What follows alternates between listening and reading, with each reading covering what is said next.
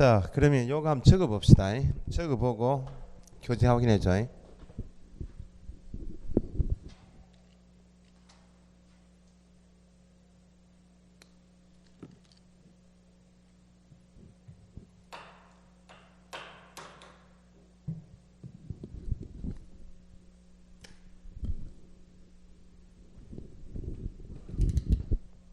자, 여기 있는 확인 설명해야 한다 할 때는 앞에서 배우신 게 소속도 확인 설명을 할 수 있나 없나요? 할 수 있죠. 근데 확인 설명 할 수 있다 할 때는 소속도 가능한데 소속 공인 중에서도 확인 설명은 할 수 있습니다. 중개물을 수행할 수 있으니까 여기는 할 수 있다가 아니고 해야 한다 나오니까 누구만? 의무자가 누구였나요? 개업 공인중개사만. 법인이면 대표자, 분사무소이면 책임자가. 확인 설명을 하는 목적이 뭡니까? 합의를 시켜서 계약서 쓸 목적이죠. 그러면 계약 체결 전까지 하는 것이 확인 설명이겠죠. 민법으로 치면 거래 계약이 체결되기 전,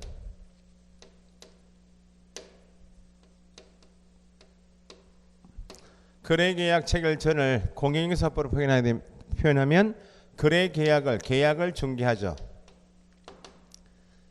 계약을 중개인데 계약이 체결되기 전이다 그러면 중개가 완성되기 전.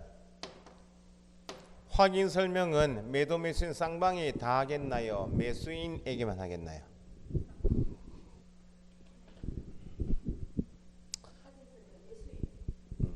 확인 설명은 그 대상물에 관한 정보가 없는 사람에게만 설명하면 되지 물건 내놓은 사람에게 설명할 필요가 없으니까 대상자는 매매 계약에서 매수, 임대차 계약에서 임차, 의뢰인 줄이면 매수인은 소유권 취득이고 임차인은 보증금 차임을 지급하고 임차권을 취득해서 사용 수익 목적이죠. 이걸 권리를 취득하고자 하는 의뢰인 이렇게 이야기해요. 줄여서 권리 취득 의뢰인에게만. 설명을 어떻게 하는가? 중개 대상물에 관한 정보가 없는 법률 지식이 없는 이 사람에게 설명할 때 구두로 당연히 설명을 해야 되겠죠. 구두로 설명만 하면 이해가 잘 안 될 수 있으니까 확인 활동을 통할 때 발급받은 각종 공부가 있겠죠. 대장, 등기부처럼 설명할 때 설명의 근거 자료를 제시도 해야 합니다.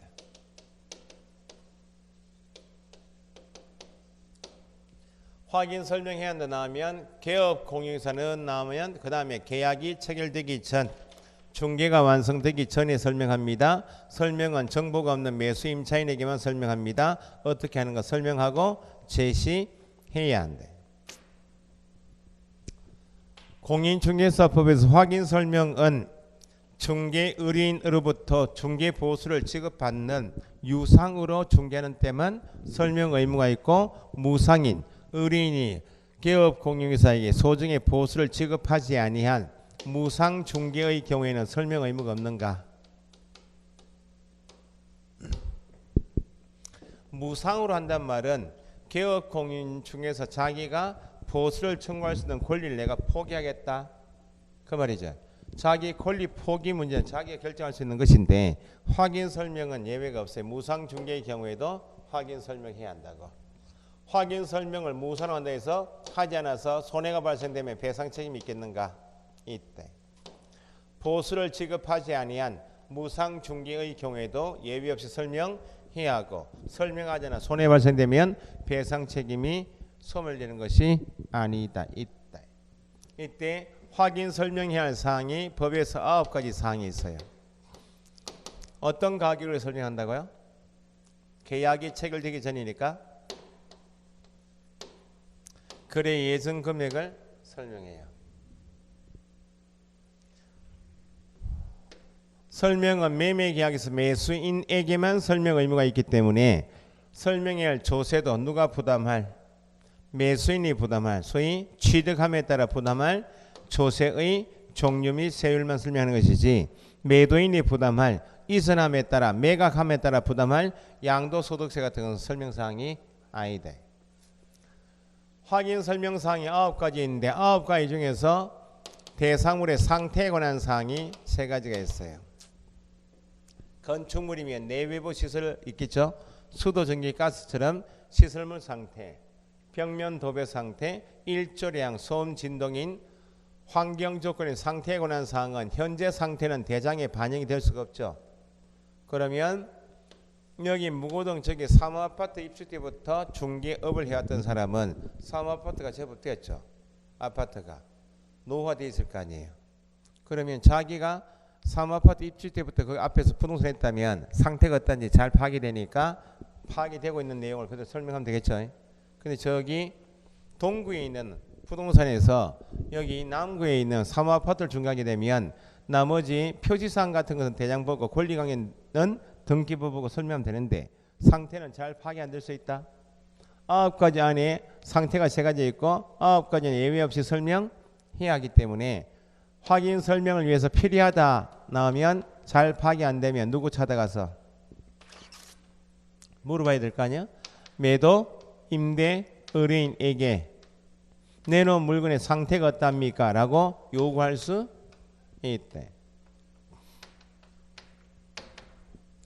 그러면 사무아파트가 오래되어도 매도인이 팔기 위해서 임대인이 세를 놓기 위해서 부동산에 물건 내놓기 전에 싹 다 수리해서 내놓는 경우가 있죠.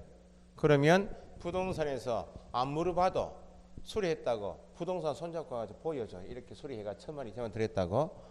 그러면 잘 파악이 되니까 설명하면 되죠. 근데 28년 30년 아파트인데 상태에 관해서 수리도 한 게 안 하고 그냥 내놨다고. 그러면 잘 파악이 안 되는 개업공인중개사가 설명하기 위해서 필요한 경우 요구했는데 대답이 없을 수 있나 없나요? 수도, 전기, 가스 시설 상태가 어떠한지, 일조 소음 진동이 어떠한지 물어봤는데 보면 모르겠나 이렇게 할 수 있잖아요. 그죠? 대답할 게 없다 그 말이죠. 그럼 불응했다고. 그럼 불응한 사실은 그 말 나오면 상태에 관한 자료는 매도인으로부터 듣지 못했죠. 그래도 9가지 안에 3가지가 상태이고 불응했다는 사실도 누구한테는 설명해야 되고, 불응한 사실은 일단 매수임차인에게 설명해야 하고, 설명을 들은 매수임차인이 어린 아파트임을 내가 아니까 가격만 잘 맞춰주시면 내가 계약하겠습니다. 중개해달라고 하고 열심히 설명해서 계약이 이루어졌어요. 그럼 불응한 사실 일단 설명했죠. 설명한 내용은 계약이 이루어지면 어디 적어줘라. 확인 설명서에 불응한 사실을 기재하여야 한다. 최근 시험에 기재할 필요는 없다 해서 틀리지. 대상물의 소유자가 누구인지 확인해야 되겠죠. 소유자 확인은 등기부를 통해서 확인하겠죠. 내놓은 물건의 등기를 보니까 A가 소유자이다. 그럼 내각에 물건 내놓고 한 매도 임대인이 등기부상 소유자인지를 확인해 봐야 되겠죠. 그러면 주민등록증처럼 신분을 확인할 수 있는 증을 좀 보여달라고 할 수 있다 없다? 신분을 확인할 수 있는 증표를 제시할 것을 요구할 수 있다.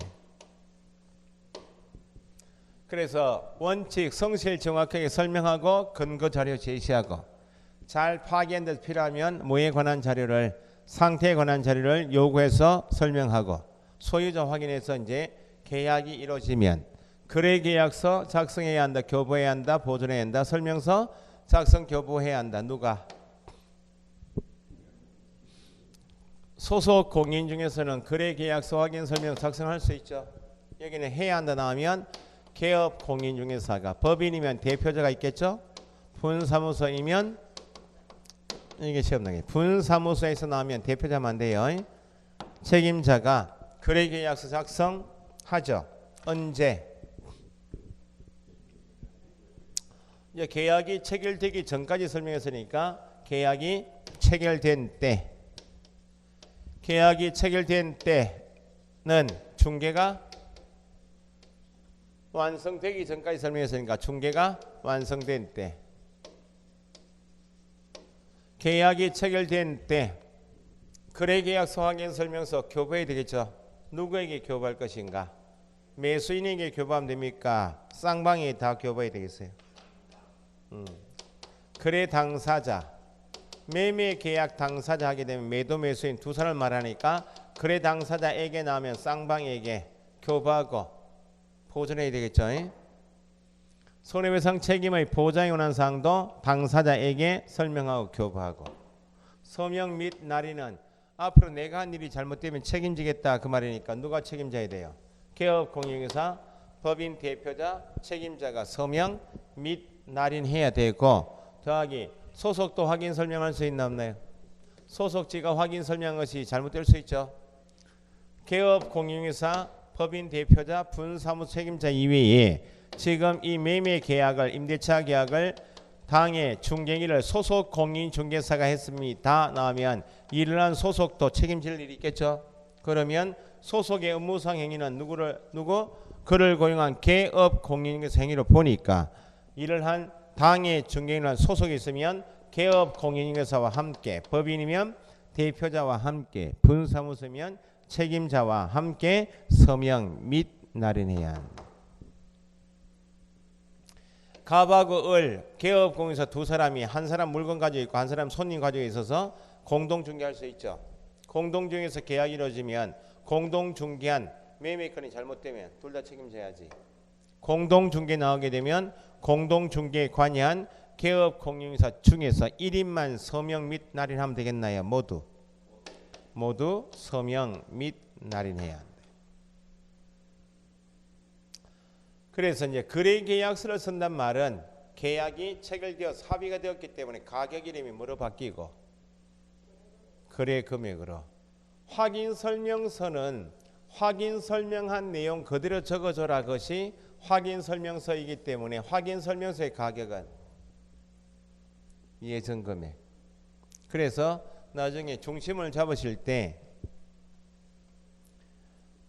중개가 완성되어서 당사자 쌍방의 교반은 서식 중에서 거래계약서 요것만 중심 잡으시면 돼요. 매매 교환 임대차 거래계약서에만 서는 표현이 세 가지가 있어요.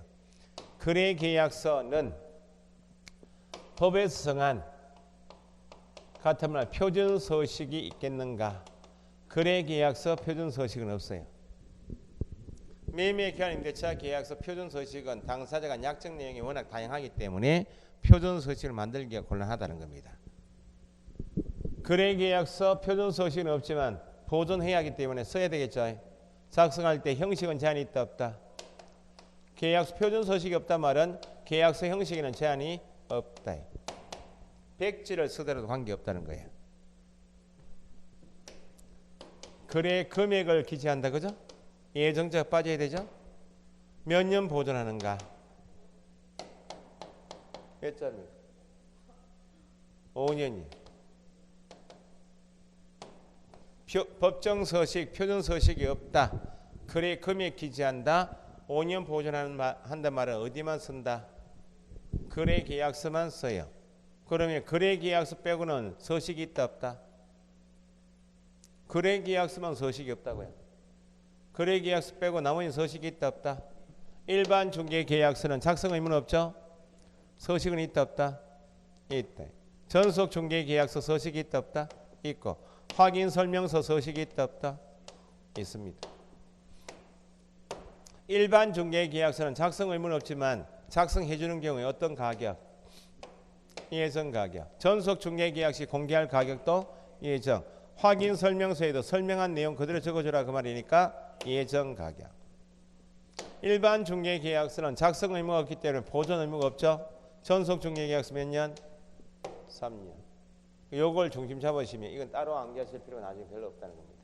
거래 계약서에만 법정 서식, 표준 서식이 없다. 거래 계약서에만 예정자 빠지고 거래 금액을 기재합니다. 5년 보존이다. 이렇게 됐어요. 요거 항상 두 가지요. 언제 누구에게, 여기 핵심이니까 언제 누구에게 요걸 꼭 체크하실 줄 아셔야 돼요. 됐어요? 책 한번 봅시다. 이제.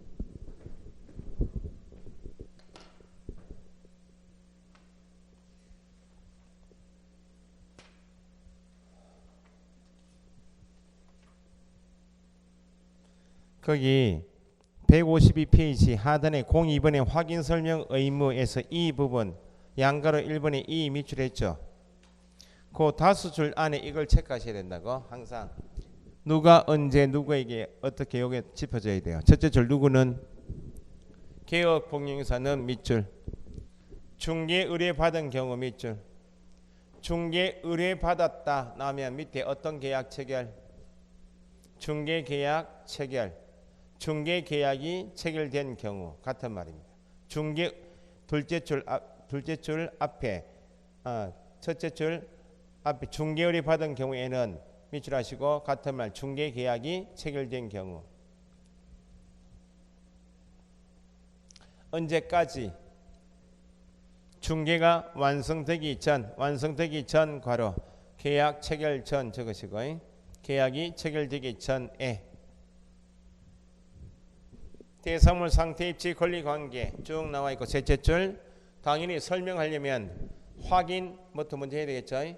확인하여 누구에게만 이를 당해 중개 대상물에 관한 밑줄 권리를 취득하고자 하는 중개 의뢰인에게 밑줄 하시고 취득 동그라미 하시고 밑에 매수 임차. 그래 당사자 쌍방에게 다 설명 의무가 있는 것이 아니고 권리를 취득하고자 하는 중개 의뢰인에게 어떻게 설명하는가? 성실 정확하게 뭐하고 설명하고 토지 대장 등본 부동산 종합증명서 등기사항 증명서 등 밑줄 설명의 근거 자료를 제시하여야 한다. 제시 동그라미. 제시해야 한다 끝이고 뒤에 다만에서 예외조항이 있나 없나요? 없으니까 밑에 빈칸에 땡땡 무상 중개의 경우에도 무상 중개의 경우에도 확인 설명 의무 및 이에 위반한 경우의 손해배상 의무가 있다.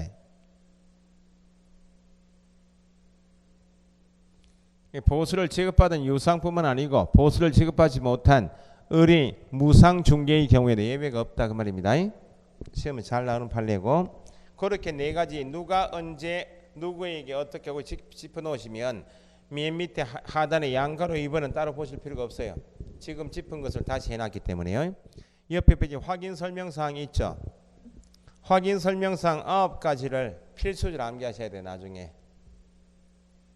이게 암기가 되셔야 방금 전에 전속 중개 계약 시 공개할 정보가 7가지 있죠. 이 비교가 쉽고 거래계약서 기재사항인가 아닌가 할 때 암기사항이 이것부터 먼저 암기가 되셔야 돼.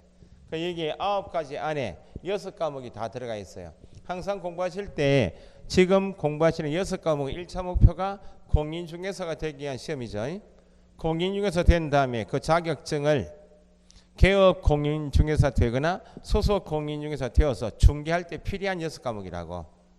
그러면 개업 공인중개사가 중개할 때 핵심이 확인 설명사항 9가지이기 때문에 거기 기억의 대상물 종류부터 밑줄해 보세요. 종류, 소재, 지번, 지목, 면적, 구조, 용도, 연도, 방향 있죠. 뒤에 기본적인 사항이라 되어 있죠. 기본적인 사항 밑줄 하시고 이퀄 부동산 표시사항 적어보시고 같은 말입니다. 그 나중에 공시법 배우시면 부동산 표시 등기법 배우시면 등기부안의 표제부 표시란 할 때 소재, 지번, 지목, 면적 같은 거. 공간정보 구축 및 관리에 관한 법에도 토지 표시에서 소재, 지번, 지목, 면적 같은 거 배우신다고. 그럼 표시사항은 확인할 때 뭘 기준으로 확인할 것인가? 뒤에 화살표에서 대장 기준 적으시고 토지면 토지 대장 등본, 건축물이면 건축물 대장 등본, 대장이 기준이다. 대장. 그 당연히 기억은 공시법이 필요하다 그 말입니다. 공시법. 니은의 소유권, 전세권, 저당권, 지상권, 임차권 등 그다음 밑줄 권리관계에 관한 사항. 권리관계는 당연히 등기부 기준이겠죠. 등기부 기준이고 과목은 민법하고 등기법이겠죠.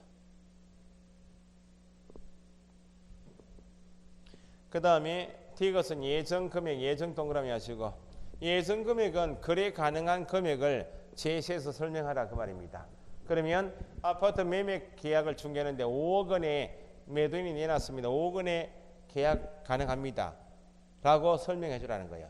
그 5억 원에 설명하면서 지금 설명드린 5억 원대로 계약이 이루어지면 내가 법에서 받을 수 있는 중개보수 실비 금액과 산출력이 어떻답니다라고 설명해 주라고.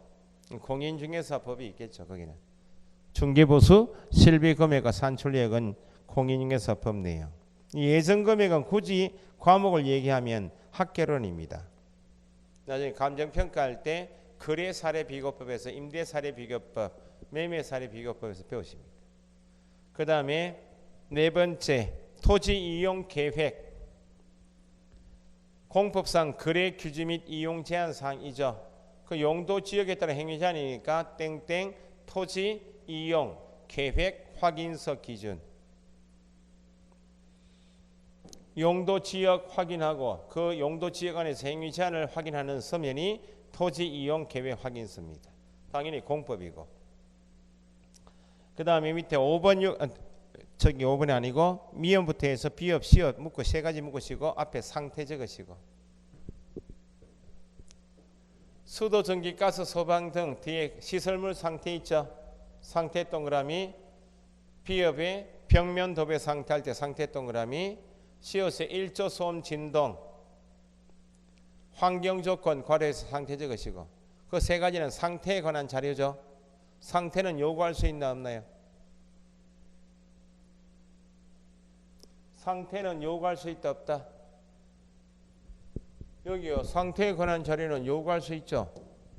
상태 적으셨으면 요구할 수 있는 자료 적으시고.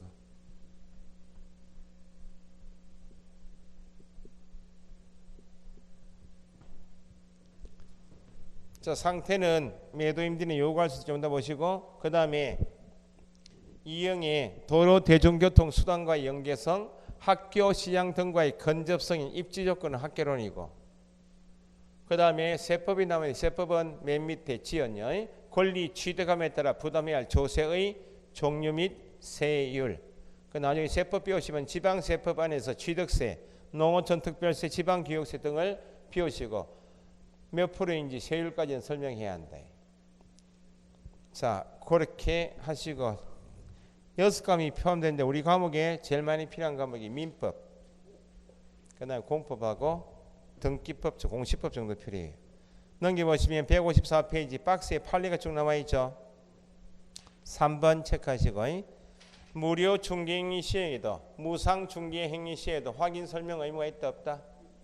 그 판례는 적어봤으니까 체크해서 나중에 한번 보시면 되고. 옆에 페이지 소유자 등의 확인이 있죠. 개업 공인중개사는 중개 업무 수행을 위하여 필요한 경우 중개의뢰인에게 그다음 밑줄요 주민등록증 등 신분을 확인할 수 있는 정표를 제시할 것을 요구할 수 있다. 그 정도 하시고. 04번에 대상물의 상태 자료 요구권. 1번의 상태 자료 요구는 개업 공인중개사는 확인 설명을 위하여 필요하다. 그 말은 잘 파악이 안 되면 누구 찾아가서 매도 임대 의뢰인 밑줄 하시고 땡땡 권리 이전 의뢰인. 설명은 정보가 없는 매수 임차인인 권리 취득 의뢰인에게 설명하고 잘 파악이 안 돼서 물어볼 일이 있으면 매도 임대 권리 이전 의뢰인에게 요구할 수 있다. 요구할 수 있는 자료는 해서 방금이나 세 가지 그 체크하셨고. 밑에 양가로 2번 불응시의 조치 밑줄 하시고 둘째 줄 불응한 경우 나왔죠. 불응한 경우에도 누구에게 불응한 사실, 그 사실을 매수 임차 의뢰인에게 뭐하고 설명하고 하고 동그라미. 설명에서 계약이 이루어지면 설명한 내용 어디에 기재해야 한다? 설명서에 기재하여야 한다. 그래서 밑에 확인 설명서 작성 교부 등의 의무는 요거죠. 이제 확인 설명서 작성 교부는 이제 이쪽으로 와야 되죠. 이쪽으로 와야 되니까 요 네 가지를 짚어야 됩니다. 첫째 줄 누구는 개업 공인중개사는 언제 중개가 완성되어 밑줄 같은 말 계약이 체결되어. 그럼 계약이 체결되면 먼저 써주는 게 뭐예요? 거래 계약서 작성하는 때 그 다음에 밑줄 확인 설명사항을 확인 설명사항 방금 전에 9가지 있었죠. 확인 설명사항을 법정에 서면으로 작성하여까지 확인 설명해준 내용을 적어주는 서면 이름이 뭡니까? 확인 설명서 작성하여 적으시면 되죠. 확인 설명사항을 법정 서식에 작성한다 할 때 그 법정 서식 이름이 확인 설명서 작성하여 누구에게 교부합니까? 거래 당사자에게 밑줄하시고 이퀄 쌍방에게 교부 동그라미 하시고 원본 4번 전자문서를 몇 년간 보존한다? 확인 설명서를 말하니까 3년간 보존한다. 그죠? 넘기시고 그렇게 짚어놓으시면 이것도 확인 설명서 작성 교부 보관 의무 내용이 따로 짚으실 필요가 없다고. 거기 동그라미 이번에 확인 설명서 작성 시기 서식 있죠. 니은에 서식이 있다 없다? 확인 설명서 서식이 있어요 없어요? 있다고요. 확인 설명서는 임의 서식으로 작성해서는 안 되고 밑줄 공인중개사법 시행규칙 정한 별지 서식으로 작성해야 한다. 법정 서식이 있다 그 말이고. 그 다음 밑에 맨 밑에 서명 및 날인 있죠. 및 동그라미 하셔야 되고 기업 확인 설명서에는 누가 개업 공인중개사가 밑만 계속 동그라미 하시면 돼. 또는 하면 안 돼요. 및 날인해야 한다. 여기에서 둘째 줄 서명 및 날인하라 그 말은 자필 서명도 하고 도장도 찍으라고. 이때 날인할 때 사용할 인장은 등록이 되어 있어 안 되어 있어요? 되어 있죠. 그 다음 밑에 니은 법인 주된 사무소 밑줄 주사무소이면 누가 대표자가 시험은 뒤에 분사무소가 나오겠죠. 분사무소 밑줄의 경우에는 누가 책임자가 D가 또한 밑줄 당의 중개인을 한 소속 공인중개사가 있는 경우 중요합니다. 소속 공인중개사가 개업공에서 갑 가게에 소속이 10명 있다. 10명 10명 있는데 지금 매매건을 소속 10명은 일체 손대지 않고 개업공에서 단독으로 일을 했어요. 단독으로 개업공에서 단독으로 일했다. 누가 찍으면 돼요? 개업공에서 단독으로 일을 해서 계약이 이루어졌고 나중에 손해배상 문제가 발생되어도 중개인을 한 누구만 개업공인사만 책임지면 되지. 소속은 책임질 일이 없죠. 그래서 소속이 함께 및 날인해야 한다 할 때는 당의 중개인을 한 그 말이 꼭 들어가야 돼요. 중개인을 한 소속이 있는 경우 소속 공인중개사도 누구와 함께 개업공인중개사와 법인이면 대표자와 분사무소 및 책임자와 맨 밑에 함께 동그라미 및 날인 함께 동그라미 및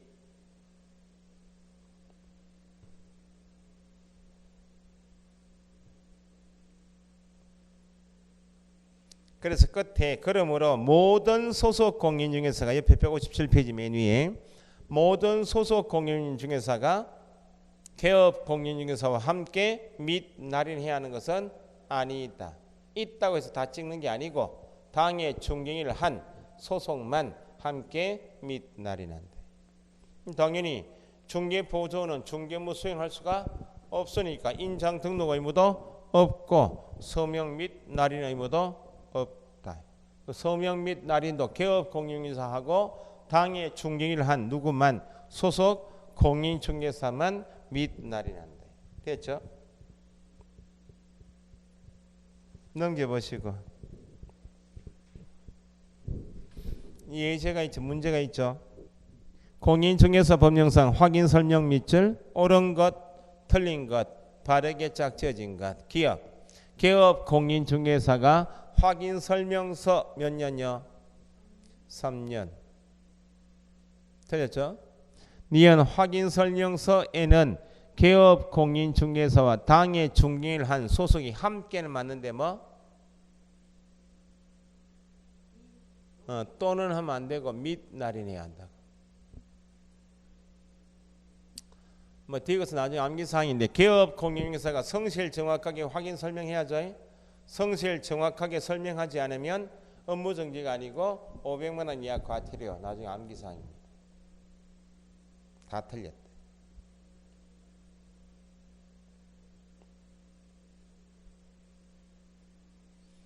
그 다음에 3절에 거래계약서 작성 의무 있죠. 거래계약서 밑줄하시고 옆에 빈칸 있죠. 1. 법정 서식 같은 말 표준 서식이 있다 없다. 거래계약서만 법정 서식 같은 말 표준 서식 없다 적으시고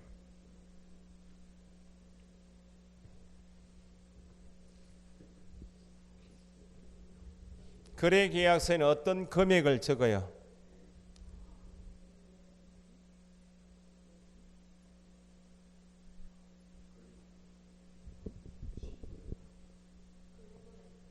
예정 빠지고요. 2. 거래 금액 기재. 예정 들어가면 안 됩니다. 3번 몇 년 보존? 5년 보존. 그 세 가지가 거래 계약서에만 쓰는 표현입니다. 그럼 밑에 박스 안에 26조 거래 계약서 작성 등이 있죠. 1항에 누구는 개업 공인인사는 언제 중개가 완성된 때 밑줄 거래 계약서 작성하여 누구에게 교부 거래 당사자에게 같으면 쌍방에게 교부 동그라미 하고 몇 년 보존해요? 셋째줄 보존해야 한다 앞에 5년 넣어보시고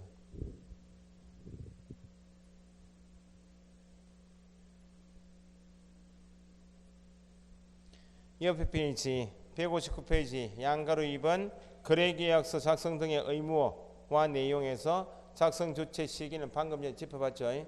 거래계약서는 언제 씁니까? 완성 시 누가 씁니까? 개업 공인인사 쓰죠. 다만 소속도 중개물을 수행할 수가 있으니까 작성할 수는 있지만 해야 한다 나올 때는 개업 공인인사가. 그래서 2번 거래계약서 서식은 앞에 체크하셨듯이 거래계약서 법정 표준 서식은 없다 그랬죠. 3번에 거래계약서 필요적 기재사항 할 때는 방금 체크하셨듯이 네 번째 거래 금액 기재지 예정 금액 들어가면 안 되고 잘 나오는 게 2형의 확인 설명서 교부 일자 있죠. 확인 설명서 교부한 일자를 계약서에 적어줘라 그 말은 확인 설명서는 나중에 계약 체결 후에 손해배상 책임을 물을 수 있는 근거 자료가 되기 때문에 거래 계약서 안에도 확인 설명서를 언제 교부했습니다. 교부 일자는 꼭 적어줘라고요. 제일 잘 나와요 그게. 나중에 암기사항입니다. 맨 밑에 거래 계약서 거짓 기재 금지 있죠. 동그라미 4번 개업 공인인사는 거래 계약서를 작성하는 때에는 밑줄 거래 금액 등 거래 내용을 거짓으로 기재하거나 한 개 끊으시고 두 번째 서로 다른 둘 이상의 거래 계약서 작성하여서는 아니 된다. 이중 계약서 쓰거나 거짓으로 기재하지 마라 그 말은 다운 계약서 업 계약서 쓰지 마라 그 말입니다. 그 나중에 암기사항인데 거래 계약서를 아예 작성하지 않은 경우 경우하고 계약서를 쓰긴 썼는데 이중 계약서하고 다운 계약서가 뭐가 더 나빠요? 작성하지 않은 것보다는 쓰긴 썼는데 거짓 기재하거나 이중 계약서가 더 나빠요. 제재가 이게 더 강하다. 그렇게 나중에 비교하셔야 되고 서명 및 날인은 똑같습니다. 거래 계약서에는 누가 개업 공인인사 법인이면 누가 대표자 분사무소이면 책임자가 서명 및 날인하되 당해 중개인을 한 누가 있으면 소속이 있으면 함께 및 날인한다. 그죠? 교부 보존되었고 밑에 서식이 쭉 나와 있죠. 옆에 페이지 예제 있죠. 개업 공인인사의 거래계약서 작성 밑줄 틀린 것 X 1. 거래계약서 몇 년 보존 5년 보존 맞고 개업 공인인사는 거래계약서 서명 및 날이 맞죠. 거래계약서는 법정 서식이 정해져 있지 않다 맞죠. 확인 설명서 교부 일자도 반드시 기재해야 되죠. 개업 공인인사가 동일한 건 한 건에 대하여 서로 다른 둘 이상의 계약서 작성했다 암기사항인데 등록이 취소된다 하면 안 되고 등록이 취소될 수 있다. 임의적 등록 취소입니다.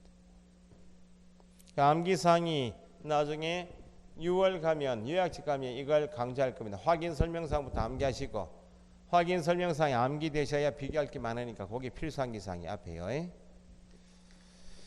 자, 그 다음에 밑에 손해배상 책임 및 보증 설정 의무 있죠. 넘겨보시고 위에 총설 부분에 양가로 1번이 있죠. 그거 체크해 놓으시고 일단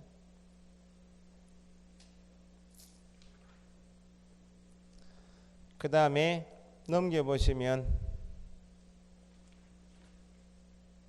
166페이지 03번에 보증 설정이 있나요? 우리 과목에서 손해배상 책임 나오면 시험에 한 문제 나오면 5개 지문 중에서 지금 보증 설정이 3개 이상 나와요. 지문. 손해배상 책임하게 되면 보증이 핵심이어서 그걸 주로 묻는데 판례하고 섞어가지고요. 그 전에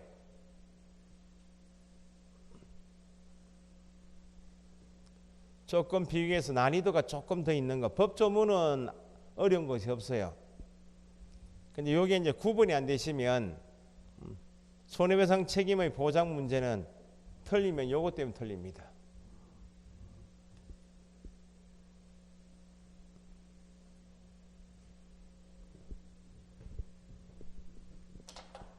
일단은 손해배상 책임이 있다는 규정은 손해를 가한 자를 보호할 것인가, 책임을 져라 그 말은 상대방 보호 취지인가.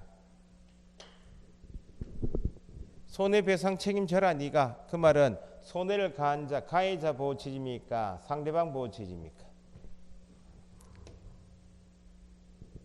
손해 네가 가한 손해는 책임져라 네가.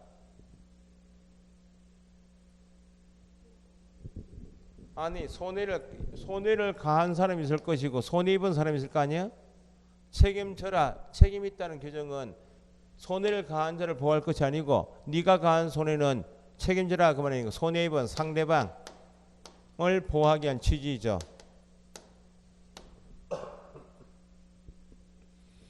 그러면 손해배상 책임을 두고 있는 법이 민법에 손해배상 책임 조항이 있겠나 없겠나요? 당연히 개인 간에 발생될 수 있는 손해배상 책임 기본 조항이 750조 가면 불법행위 책임이 있어요.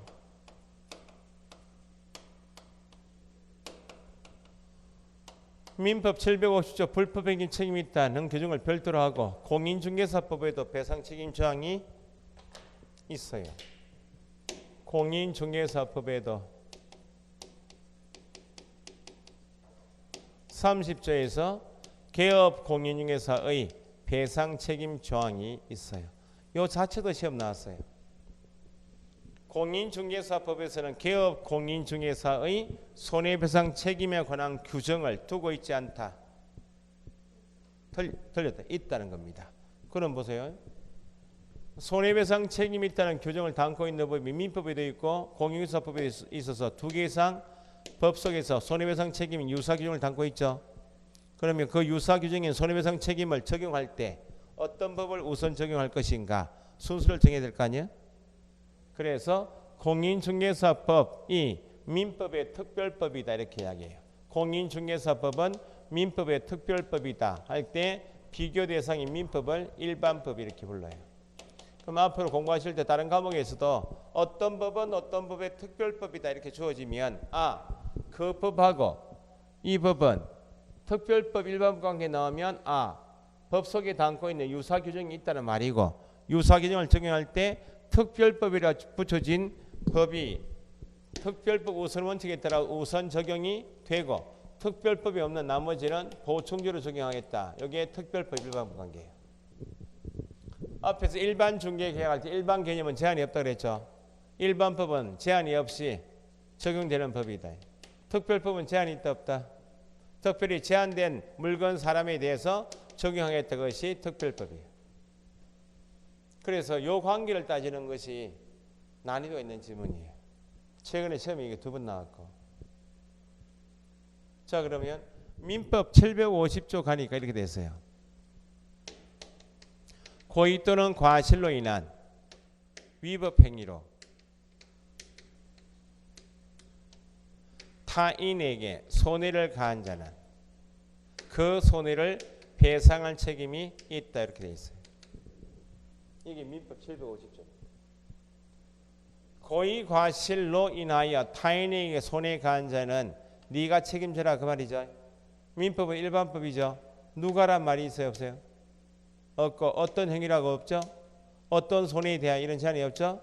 민법은 제한 없이 사람 제한 없이 행위에 제한 없이 손해에 제한 없이 모든 사람이 모든 행위를 하다가 고의 과실로 인한 위법 행위로 발생한 모든 손해다. 그 말은 재산상 손해이든지 정신적 피해든지 발생한 모든 손해에 대해서 민법에서는 고의 과실을 행한 네가 다 책임져라 그 말입니다. 그럼 개업 공용에서도 민법 적용되겠어요 안 되겠어요? 민법도 사람이잖아요. 개업 공용에서 사람이죠. 그럼 개업 공용회사가 개업 공인중개사가 중개행위도 모든 행위 안에 들어가겠죠. 행위를 함에 있어서 고의 또는 과실로 인하여 발생된 손해이다. 누가 책임져라? 개업공에서 네가 다 책임져라 그 말이죠. 그런데 배상 능력이 없을 수 있다. 있다. 그러면 개업공인사 자기가 직접 중개행위 하다가 고의 과실로 발생된 손해이면 개업공인사 지는 민법에 따라 모든 손해에 책임이 있다 그 말인데 얘한테 배상 능력이 없으면 부동산 간판 믿고 들어온 손님이 보호가 안 되니까 민법에 따르면 개업공인사 배상 범위는 제한 없이 모든 손해에 책임이 있다는 거예요. 그런데 얘가 배상 능력이 없을 수 있으니까 공인중개사법을 통해서 우선적으로 배상을 받는다는 말은 민법에는 배상 책임이 있다라고 해놓고 그 배상 책임을 보장하기 위한 별도 제도가 없어요. 민법에서는 합의가 안 되면 소송 걸어서 법원 통해서 구제받으라 그것이 민법이면 우리 법에는 배상 책임이 있다 해놓고 개업공인회사가 배상 능력이 없을 수 있으니까 그 배상 책임을 보장하기 위한 별도 제도인 보증제도가 있다는 겁니다. 그러면 공인중개사법을 통해서 우선적으로 배상받을 수 있다는 말은 달리 표현하면 보증제도를 통하여 우선적으로 배상받을 수 있는 범위는 어디까지인가? 요거 묻는 게 핵심이에요. 공인중개사법상 배상 범위는 같은 말, 보증기관의 배상 범위는 같은 말이에요. 그러면 특별법이니까 제한된 사람, 제한된 행위, 제한된 손해에 대해서만 적용시켰다 그 말 아니에요? 공인중개사법에서 배상 책임 규정이 있다는 배상 책임이 있다는 30조 규정은 모든 사람이 아니고 공인중개사법은 중개업을 규제하기 위한 법이기 때문에 모든 사람이 아니고 현재 부동산 안에서 중개업에 종사하고 있는 사람, 개업 공인중개사 등에 한하여 적용. 이때 개업 공인중개사 등이 달 때 등 개념은 부동산에서 일하고 있는 사람 모두를 표현할 때 등이라고 해요. 그러면 부동산에서 중개업에 종사하고 있는 사람 하게 되면 개업 공인중개사도 있고 또 누구도 있고 소속 공인중개사도 있고 중개 보조원도 있고 법인이면 사원 임원도 있겠죠. 이 사람을 다 줄일 때 등이라고 해요. 모든 사람이 적용되는 법은 어떤 법? 민법. 그 모든 사람 중에서 공인중개사법에 의한 배상 책임 요건은 이 사람에 하나야 적용. 최근 시험에 개업 공인중개사 등이 아닌 제3자가 중개행위를 함에 있어서 재산상 손해에 가한 경우 답은 개업 공인중개사 등이 아닌 제3자는 이 사람을 벗어났죠. 그럼 어떤 법? 민법에 따라 청구해야지. 공인중개사법상 보증기관을 통해서 배상받을 수가 없고 두 번째 모든 행위가 아니고 공인중개사법 안에서 개업 공인중개사 등이 하는 행위가 중개행위니까 중개행위에 한하여 적용. 그러면 개업 공인중개사 등이어도 뭐가 아니면 중개행위가 아니면 예를 들면 개업 공인중개사는 제가 돈을 개인적으로 빌렸었는데 돈을 못 갖고 있어요. 채무불이행이죠. 그러면 상대방의 손해 발생되죠. 이건 중개행위입니까 아닙니까? 아니니까 채무불이행처럼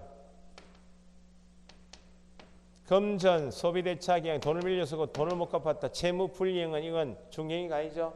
아니면 어떤 법? 민법에 따라 별도 청구해야 되고 개업공인중개사 등이 중개인이 하다가 고의과실로 인하여 발생시킨 모든 손해는 어떤 법? 모든 손해 민법이고 공인중개사법상 보증기관은 재산상 손해에 한하여 적용이 된다. 그러면 아무리 개업공인사이고 중개인했지만 재산상 손해가 아닌 정신적 피해만 발생되면 어떤 법? 민법.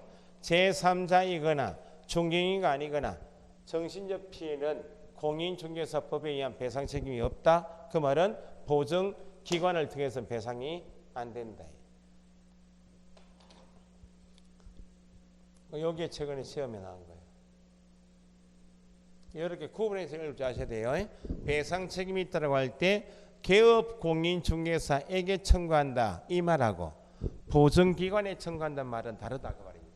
개업 공인중개사는 사람이기 때문에 어떤 법에 따라서 민법에 따라 모든 손해, 보증기관 보증 나오면 아 공인중개사법이구나. 모든 손해가 아니고 재산상 손해 이렇게. 그래서 나중에 공인중개사법에서 보증기관을 통해서 배상받을 수 있다 없다 할 때는 어떤 행위인지에 따라 결정돼요. 중개인이면 보증기관을 통해서 배상이 되고 중개인이 아니면 보증기관을 통해서 배상이 안 된다 그 말이죠. 재산상 손해인 때 보증기관에 청구할 수 있고 정신적 피해는 안 된다 그 말이에요. 개업공사 등인 때 보증기관 아니면 민법. 요걸 구분해서 공부하는 게 1, 2월 공부예요. 손해배상 금액은 뭐 소송 들어 아니 그거는 설정 금액이 따로 있는데 그건 좀 이따 책 보시면 되고만 이런 거죠. 등록한 사람이 공인중개사인 개업공인중개사이다. 업무 개시 전까지 보증 설정해야 되죠. 할 때 법인이 아닌 개인은 최소 한도가 1억 이상이에요. 그러면 1억 한도라고 보증보험에 공제에 가입했다. 그러면 개업공인중개사나 고용인이 업무상 행위하다가 고의과실로 1억 2천 재산상 손해가 발생될 수 있나 없나요? 있죠. 그건 공인중개사법에서 최소 한도가 얼마 설정했어요? 1억이니까 더 구체적으로 하면 설정 금액 범위 안에서 설정한 금액 범위 안에서의 재산상 손해만 공인중개사법에 의한 같은 말 보증기관을 통해서 배상돼요. 그럼 1억 설정했는데 1억 2천 재산상 손해가 발생되면 보증기관을 통해서 얼마까지? 1억까지만 우선 배상받고 받지 못하는 것은 보충질 어떤 법에 따라서? 민법에 따라서 개업공인사 상대로 별도 청구한다. 별도 줘야 되고. 그럼 나 1, 2월 달에 보증기관이 1억은 배상했죠.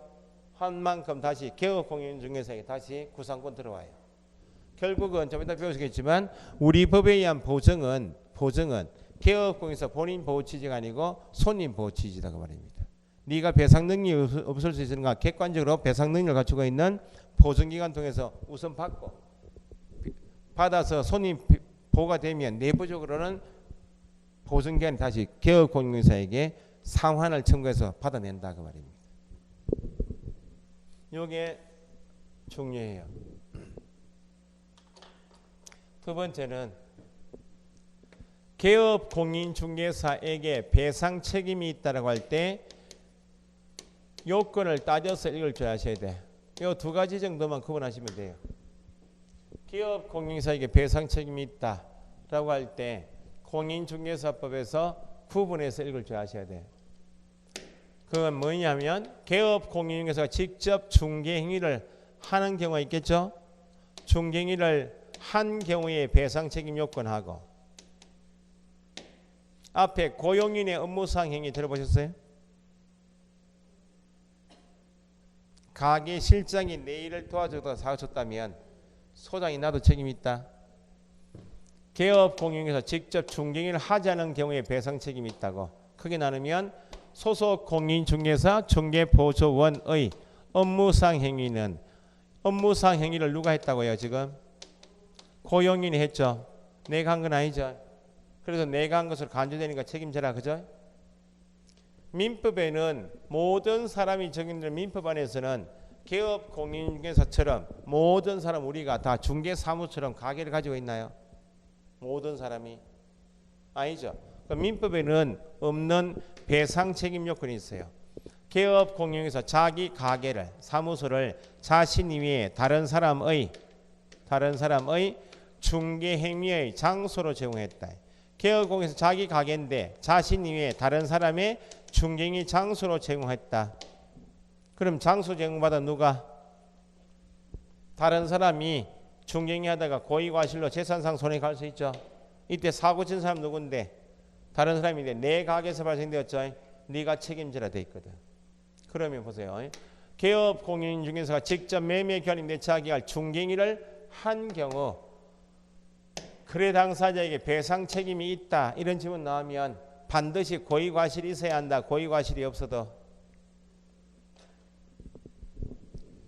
우리가 나중에 소장이 돼서 매매 계약을 중개했는데 매매 계약 체결 후에 손님이 나를 상대로 배상 청구 소송이 들어왔어요.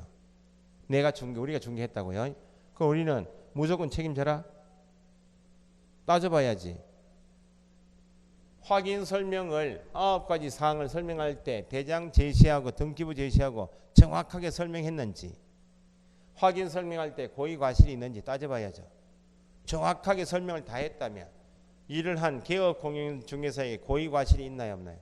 없죠. 그러면 손해배상 책임이 있다 없다? 없다는 겁니다. 그래서 여기에 최근 시험 나온 거예요. 개업 공인중개사가 중개행위를 함에 있어서 거래 당사자에게 재산상 손해가 발생된 경우 나왔어요. 중개행위를 함에 있어서 재산상 손해가 발생된 경우 거의 고의 또는 과실에 관계없이 책임이 있다. 중개행위를 했습니다 할 때 고의과실이 없어도 책임이 있어요? 고의과실 관계없이 책임이 있다면 틀렸고 고의과실이 있는 경우에 하나여 책임이 있다고. 나중에 부동산 하실 때 손님이 계약을 하고 체결 후에 열받아가 막 문을 막 지차고 와가지고 부동산에서 일도 할 줄도 모르는 것들이 일을 해가지고 손님한테 손해는 가하고 막 감지로 오거든요. 그것도 이제 대응하는 방식 두 사람이에요. 이 사람이 지금 너무 가게하고 뭐 같이 대응하는 사람이 감지로 대응하는 사람이 있고 차분히 앉아 보시라고 하면서 이제 찻잔 한 개 준비해. 찻잔을 잘 안 식는 찻잔. 너무 뜨거운 것도 들이면 안 돼. 이때 있다가 또 사람이 또 들어오니까 천천히 앉아가 제가 이제 법조문을 25조 확인 설명을 제가 이렇게 여기 있어 여기까지 해야 됩니다. 확인 설명할 때 소재 지번 표시상 있죠. 제가 대장 보여드렸습니까? 뭐 줬다 그러죠. 권리관계할 때 등기보고 설명했죠. 용도지 꼬박꼬박 다 했을 거 아니에요. 제가 여기까지 일을 하는데 제가 하는데 하자 있습니까? 물어보면 되죠. 하자 없는데 저한테 책임 있습니까? 없습니까? 물어보면 손님 누구를 질 거 아니에요? 그래도 부동산에서 알아 잘해줘야지. 근데 내가 고의과실이 있어서 사고 발생된 게 아니고 정확하게 설명했는데 제3자가 이 매수인에게 제공한 정보가 잘못됐는데 이 정보를 믿고 계약할 수 있잖아요. 손해가 발생될 수 있죠. 나한테 책임을 물을 수는 없다는 겁니다. 그게 무조건 빌면 안 돼요. 잘못하면 안 되고 앉아보시라고 찻잔 좋은 거 준비하셔야 돼요. 입 딜 정도로 튀거리면 안 돼요. 그럼 여기 보세요.